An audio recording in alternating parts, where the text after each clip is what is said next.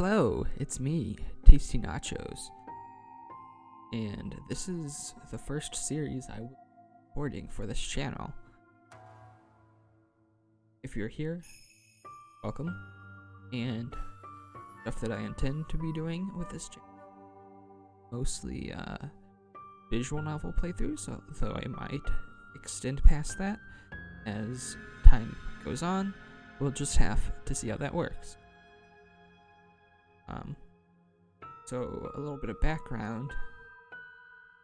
I am a pretty big fan of the works of Ryukishi 07, which this happens to be one. Love Higurashi, love Umineko, and this visual novel, Iwaihime, happens to also be written by the man himself. So that's why I thought it would be good to start with this. And as for myself, as you might notice, I'm a pretty quiet person, but I tend to be decently critical of the stuff that I play and the stuff that I read, and you might see some of that here and there, but just know that just because I criticize something does not mean I'm not enjoying it. And without further ado, get started.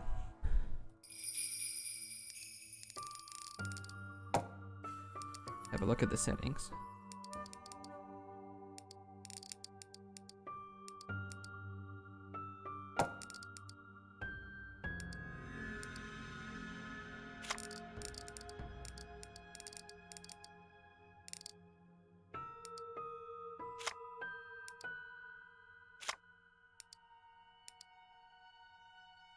Bring that down a little bit.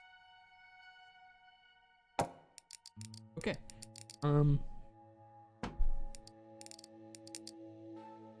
As you can tell, this visual novel is, I believe, a horror, or at least adjacent to that, which would kind of fall in the realm of what Ryukishi 07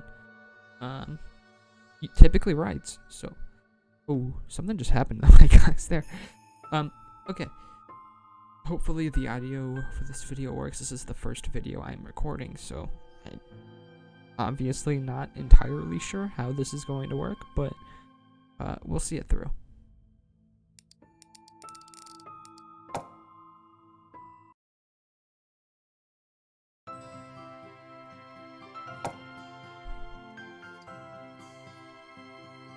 And here I'd figured he'd be the one embarrassed to show up late.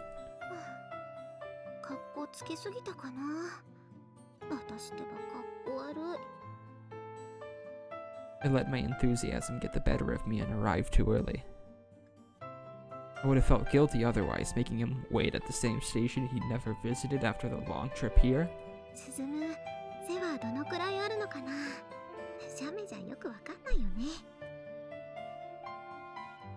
Suzumu was my distant relative. Like me, he was 16 and a junior in high school. Like we've got our standard protagonist.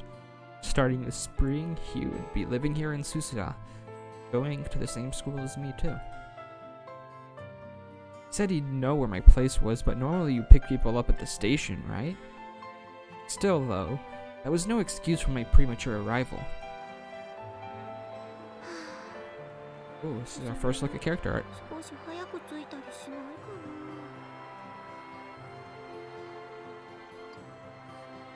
Seemed like the punctual type, so I figured he'd be more likely to get here 5 minutes ahead of time. There was no way he'd show up an hour early. Yet I had to go and get the brilliant idea to show up over an hour ahead of schedule anyway. I wasn't trying to get that carried away, but honestly, it just kind of happened. Killing time at a shit coffee shop would be ideal for this sort of situation. But well, I didn't want to waste over 300 yen of my meager allowance on a single cup of coffee. So there I was, leaning against a pillar in front of the ticket gate, looking like a fool as I stared off into space. At first, I was worried about my hair looking funny, like I was waiting for my first date or something. Those silly feelings passed after a while. Eventually, I found myself simply staring blankly at the bustling crowds of people, my mind blank and staticky as a TV tuned to a dead channel. No matter how much I checked my phone, it wouldn't change the fact that I still had another 50 or so minutes to go. It'd be nice if I could find a game or something to pass the time.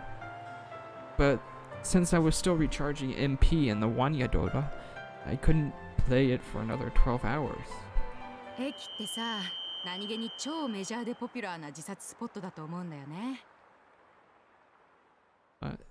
Thank you, mystery person. Very cool. All of a sudden, my channel locked onto a single voice speaking amidst the crowds.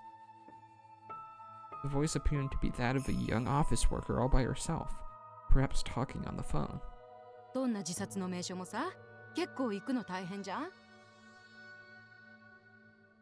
覚悟とか度胸とか、というか行くのに時間かかるっていうか。だって思わない？富士の樹海とかで死ぬ人ってどんだけ頑張ってるわけ？樹海までの行き方調べて、電車乗って、乗り換えて、歩いて。普通死ぬためだけにそこまでやるかね？家で首つった方がどんだけ楽かって思うでしょ？ He was discussing a rather morbid topic with the same energy one would the latest fashions and trends. That said, I have to admit it was fascinating. 首吊るのだってそうそう簡単じゃないって。首を吊るロープかその代わりのものなんてそうそう家にはないよ。 Now that you mentioned it, I couldn't think of anything at my place that could support my weight. Going to the store to get a rope or something just to hang yourself seemed like a real fast way to kill the mood. Yeah, that's what I'd be worried about, too. Yeah, just hanging yourself took effort. 自殺ってさ、初恋の男の子に今だって告白するような勢いとタイミングでするもんでしょ？ Sure, whatever you say, random person. That was quite the simile. It was in no way a funny topic, yet I almost giggled. Days of seppuku were long in the past, and so most suicides these days were done on impulse. I don't know if I'd say that. Not entirely sure that's... let's move on. With that, I saw what she was getting at about train stations being suicide hotspots. 駅ってさ、学生でも社会人でも誰もが日常に利用している場所なわけだよね。それでホームで電車を待っている時間ってどんなに忙しい人でも Apologize for not letting that finish.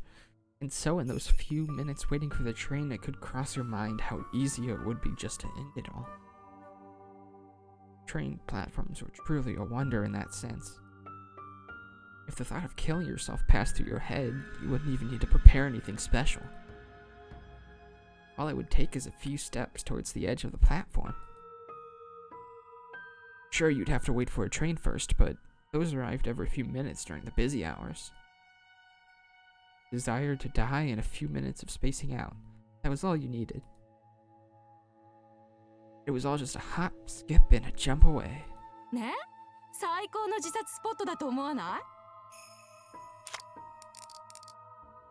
い？ Literally. コンビニやカラオケくらいに身近でお手軽なカジュアルな自殺スポットだと思うわけ。疲れたらコンビニで栄養剤買ったり、カラオケでストレス発散したりとかするでしょ？駅もそれと同じじゃないかなって。So in other words, when you're tired of life, it should be okay to treat the idea of killing yourself almost casually. That's what she was saying. Suicide was supposed to be really tragic and serious, right? Yet this woman was talking about how death shouldn't be considered that big of a deal. Like cutting your hair short for a change of pace or splurging on fantastic overseas vacation.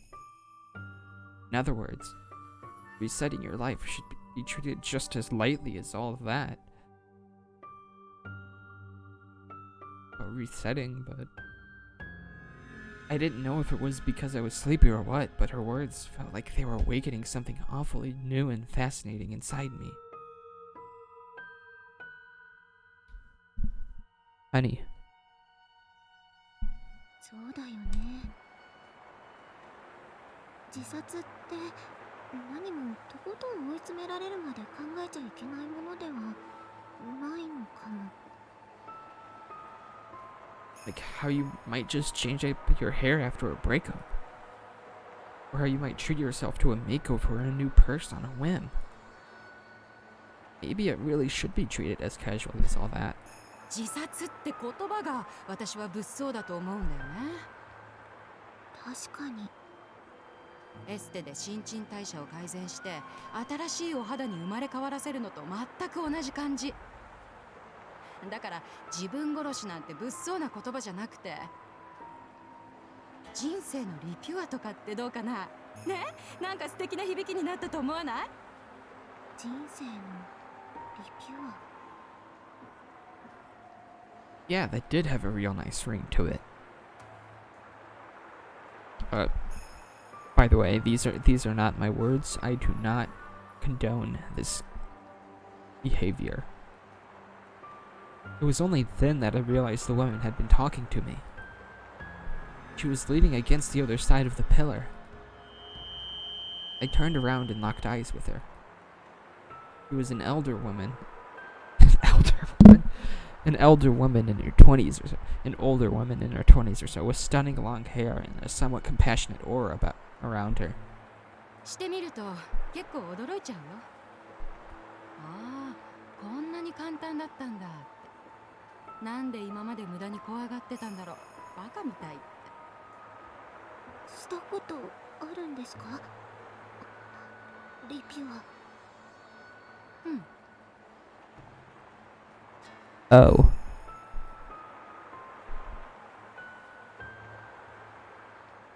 Wait, hold on a second. That's right, I forgot. She answered as if I had simply asked for the time. I felt as though my entire world had been turned upside down. I grew dizzy as if the heaven and earth had been inverted, and the sounds of the crowds around me grew deafening, as though someone had turned up the volume on them.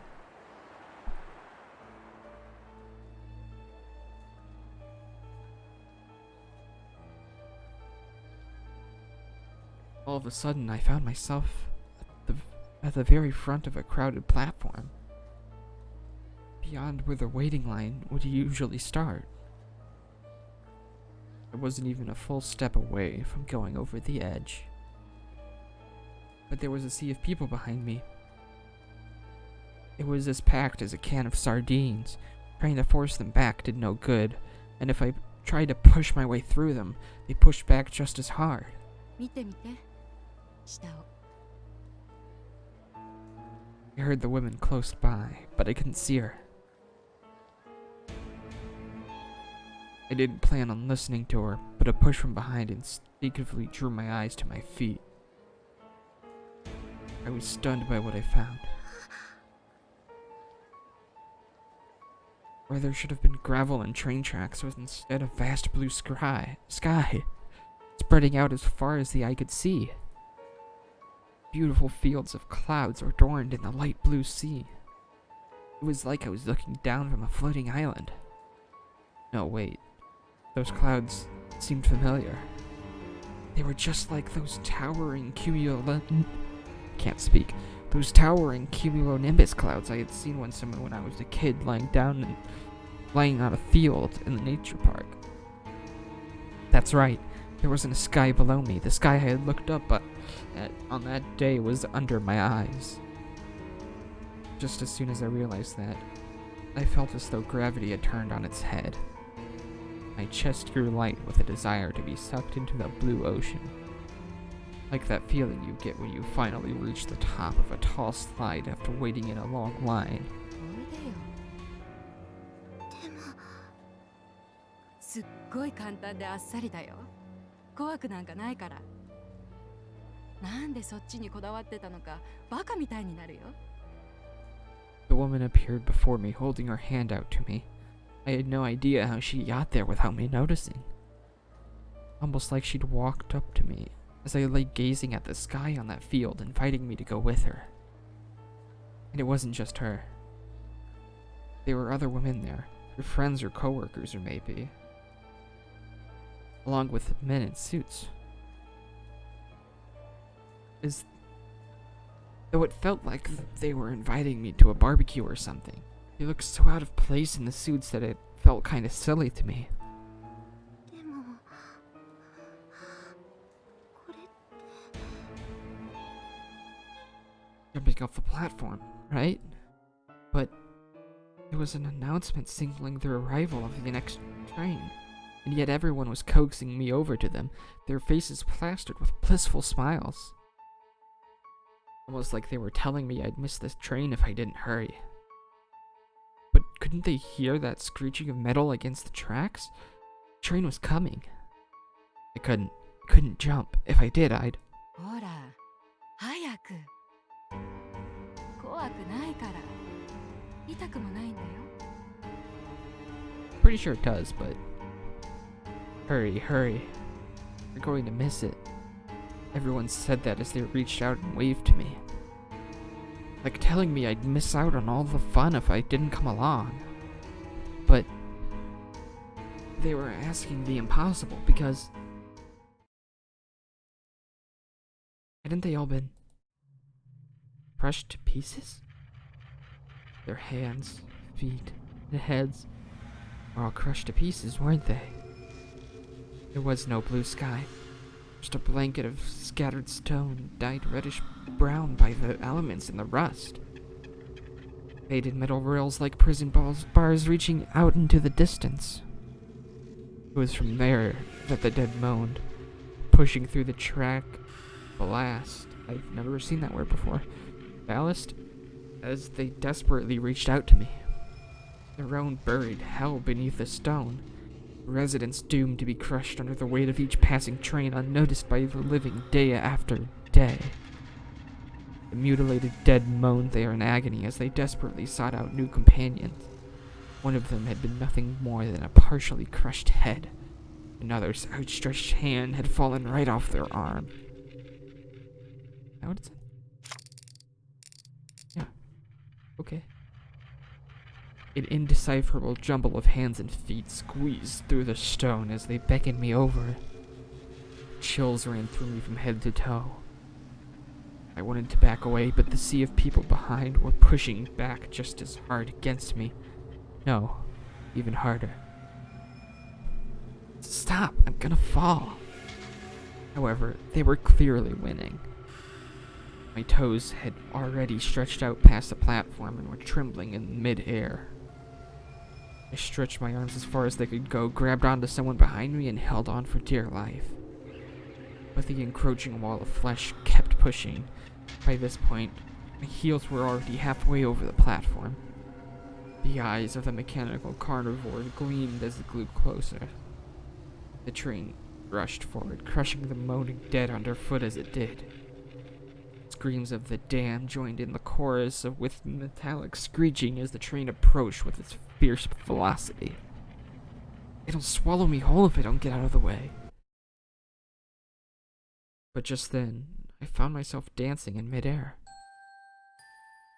At that moment, the stone graveyard of the suffering dead suddenly transformed into that magnificent sky once again. Tell if I was falling or floating. Congratulations, congratulations. Everyone stood on that field of grass under the sky, their arms raised as if celebration, and waited for me. I fell gently into their clutches.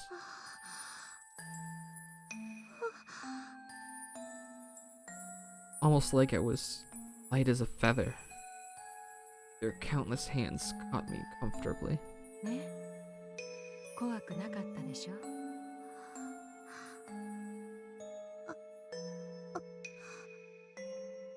ようこそ私たち側の世界へ。あなたと一緒に来れて嬉しいよ。だって誰にも私の Laughter. There is no pain or suffering here. No sorrow, nor anger. No irritation or frustration either. They're all things of the past here. Of course, the same goes for hope, salvation, resurrection, and rebirth. Okay, a lot of laughing. The transient delusion was all a lie. The sky, clouds, field, and people who'd welcomed me all vanished.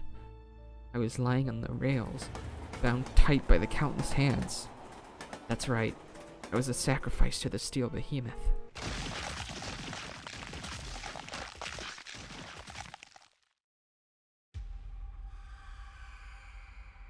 My body was gnawed down to nothing by the jaws of the train in the blink of an eye. All my bones broke with a sound akin to the crunching of a candy bar. I heard that with the ear remaining on my severed head. Naturally, not even my severed head could escape those steel jaws, of course. Who would have thought the sound could be music to one's own ears? Crunch smash. What a pleasant sound.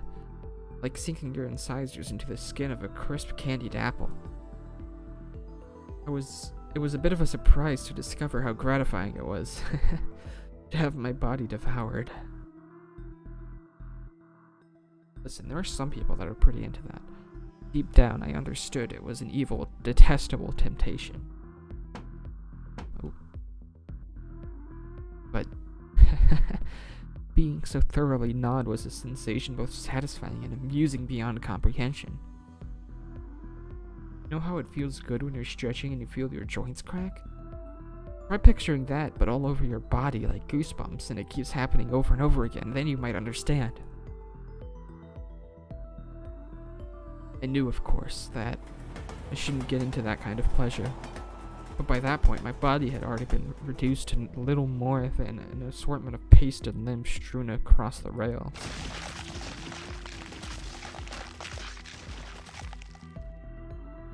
What little there was left of me being dragged under the track bed, a world of crushed limbs and innards. But it seemed like that wasn't enough to kill them. Agonizing moans filled the air. I understood. This was liberation. I didn't have to remember my day-to-day life any longer. I didn't have to keep spacing out and waiting without end. Waiting? Hold on, why did I come to the station again? Oh well, who cared? It didn't matter anymore. Oh, another train was coming. The wheels of the train crushed hundreds more limbs and torsos and organs. A blinding light gradually intruded on my ecstasy, and all traces of thought came to an end. Daijoubu? Yeah, I'm fine. Don't worry about it.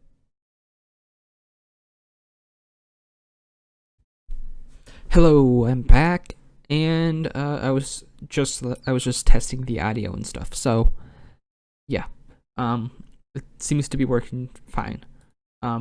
Anyway, back to this. Yeah, I'm sure we're very Daijoubu after that.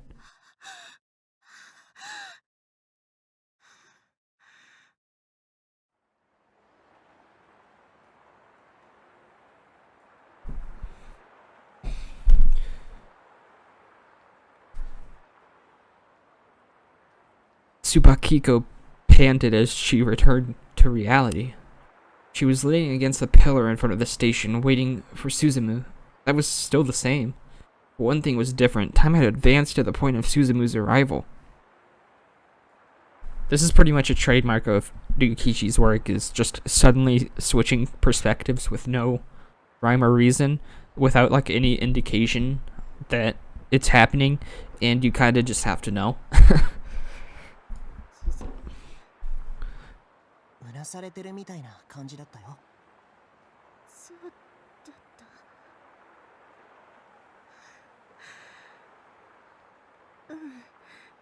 寝ぼけてたかも。Tsubakiko gave a slight nod as she suggested that perhaps she'd been spacing out for so long she'd had a waking dream. 大丈夫？ Oh god, this is so loud. Hold on.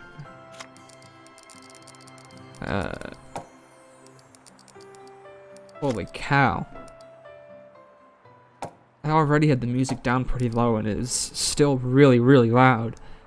Or at least this song. Okay, let's do that. 大丈夫大丈夫。本当ちょっとぼんやりしてただけ。何か悪い夢でも見てた？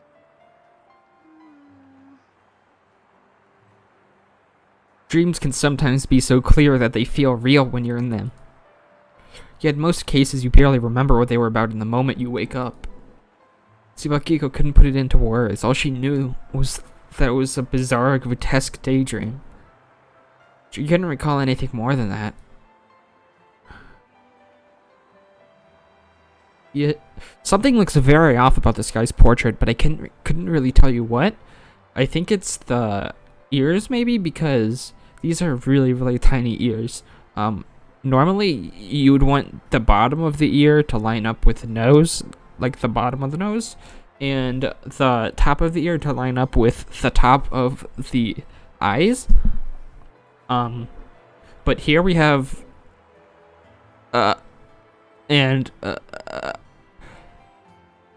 this might be fine if he was like looking down, but he's looking mostly to the front and straight at us. In this neck, the angle with the head is kind of weird. I don't know, something is off about these proportions, but the detail does look pretty nice. Oh, oops. Hey, shut up. But as she stared at Suzumu's face, she couldn't really recall anything more than that, but as she stared at Suzumu's face, her mind started clearing up. Oh. She could feel herself returning to reality, the daydream being driven away in a flash. She'd already completely forgotten that fantastical delusion that had taken a hold of her. People don't tend to retain every detail of the daydreams or fantasies they might have when spacing out, after all. I mean, I think you'd remember some of that. Fantasies like this can happen all the time. Not really. ちょっと早く来すぎてぼんやりしてるうちに居眠りしちゃってたかも。どのくらい早く来てたの？ 1時間くらいかな。それはすごいな。僕のためにそんなに早くから待っててくれたの？別にスズムのためにってわけじゃないわけ。We have ourselves a tsundere. たまたまちょっと早く来すぎちゃったってだけの話。男子は細かいこと気にしなくていいの。What's that supposed to mean? That face is even weirder. キコちゃんは面白いな。田舎者のスズムが駅で迷子になってたら気の毒。それで早く来て待ってたわけ。Do you understand? That's some nice English. 迷子になったら来るのは早まるんじゃなくて遅くなると思うけどな。荷物はそれで全部？カバン1個持ってあげるね。あ、大丈夫だよ。重いよ。No problem. うわー Is this our thing? English? Tsubakiko snatched Suzumu's travel bag out of his grasp, only to drop it to her feet with a thud. 何これめちゃくちゃ重いじゃん。だから重いよって言ったのに。スズムが軽そうに持ってたからてっきり軽いんだとばっかり。ひょっとしてリュックの方が軽かったりする？そっち持ってあげる。大丈夫だよ。それにこのカバンより重いよ。スズムって結構力持ちなんだね。さすがは男子。 What's that supposed to mean? 武道をやってるんだったっけ？まあ腕だけは鍛えてるからね。 What does that mean? 昔と変わらず一見細そうなのにずいぶん成長しちゃったね。キコちゃんこそ実際に会ったらこんなにも可愛らしく成長してたんですっごい驚いちゃった。 Wait, so he's a country kid and she's not, but they're like childhood friends? Did they like get separated maybe? Is that the plot? そうありがとう。お世辞でも嬉しいかな。お世辞なんかじゃないよ。キコちゃんはすごく可愛らしくなったと思う。 I'm getting KG energy from this guy. ありがとう。まあ私も女子やってるしキュートキュートになるよう毎日努力してるしね。 What's that supposed to mean? There wasn't a single hint of flattery in Suzumu's compliments, making Tsubakiko even more embarrassed. Her heart was all aflutter at the thought that Suzumu might turn out to be one heck of a lady killer. This guy... I don't know about that, but... Okay, maybe. His full name was Suzumu Suzuhara. Just like Tsubakiko, he was 16 years old and in 11th grade. He would be going to the same school as her starting in April. As per family tradition, he would start living on his own from this year onwards. His large backpack and traveling bag contained his personal belongings and the like. Oh, by the way, good thing we're getting the parents out of the picture. We wouldn't want them in a horror story. That said, he was still a minor, so it wasn't like he would truly be living on his own just yet. The Harumiyas, Tsubakiko and her parents, would be taking care of him. Suzumu and Tsubakiko were relatives. Oh.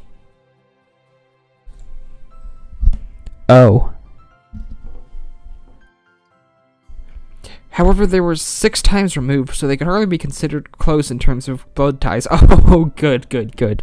I'm glad.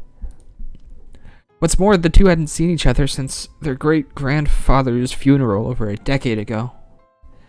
Their parents had told them each how the other was doing, but this was the first time in so long that they were truly meeting face to face. Despite that, they didn't feel like strangers at all. Family ties truly are a curious thing. And I'm sure we're gonna see some of that curiosity as this progresses, aren't we? Even if today had been their first meeting, Tsubakiko wouldn't have been opposed to welcoming him into the family at all. It was strange, but that was just how close she felt to him. じゃあ行こっか。なんだろう。なんだか騒がしいね。 What's with the crowd.mp3 I'm hearing? Wait, what was that? Shut up. The station employees were in a fluster. The teenagers exiting the station are rambling on about something. Their faces pale. 何それ。怖い。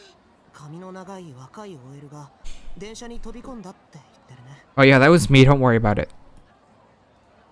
An office lady in her 20s with long hair. 怖い。気の毒だね。死んで咲く花なんてないのに。 Well, it can solve some things, but...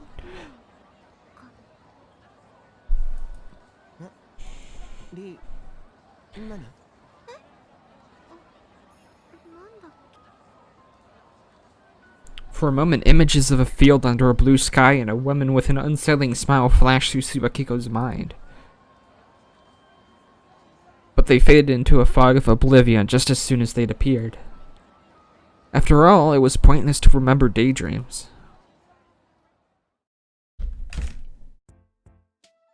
Happy music. Alright, and I think that's where we're gonna end this episode. Thanks for watching if anyone did. I'd have to ask why and why you've gotten this far. But thank you regardless. And maybe see you next time? We'll see. so that's gonna end this. I don't really have an outro or anything. Not yet, at least, but bye.